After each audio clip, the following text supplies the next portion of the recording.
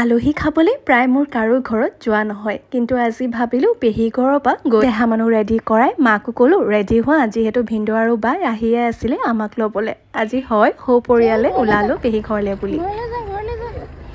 এয়া আমাৰ শ্বেৰু বাবা, মোৰ লগতে হেনো গাড়ীত যায়। যোৱাৰ আগত বোলো মিঠাই বা কিবা চানা টানা লৈ লওঁ, সেইকাৰণে সেয়া ল'বলৈ গৈ মোৰ আকৌ এই চুইট কৰ্ণটো দেখা পালোঁ, সেয়াকে ল'লোঁ আৰু লগতে দেহা মানুহে আকৌ মিঠাই খাই লৈছে।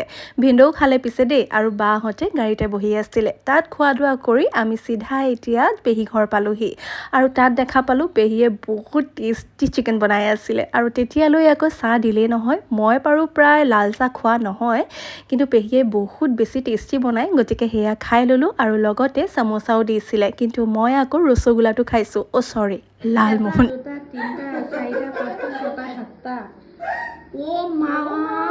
তাইক ক্লিপবোৰ হিচাপ কৰি আছিলোঁ। তাইক বাৰু চিনি পাইছেনে? যোনে মোৰ ভিডিঅ' 2 বছৰ আগৰ পৰা চাই আছে তেওঁলোকে বাৰু চিনি পাব দেই ছোৱালীজনীক। এতিয়া মই পাপৰ ফ্ৰাই কৰি আছিলোঁ, আৰু এয়া দেখিছেনে পেহীয়ে কিমান ভাত দিছে, তাকে মই আৰু বাই কৈ আছিলোঁ সেই ভগৱান ইমান কোনে শেষ কৰিব পাৰিব, কিন্তু পেহীয়ে কাৰো কথা নুশুনে, গতিকে ৰঙালাও চব্জি আৰু চিকেনৰ সৈতে ভাতটো খাই লৈছোঁ। কিন্তু ইমান বেছি আজি মাংস খোৱা হ'ল নহয়, সেইকাৰণে নেমুটো লাগিবই আৰু। তেন্তে আজিলৈ আহিছোঁ, ছাবস্ক্ৰাইব কৰি যাব দেই।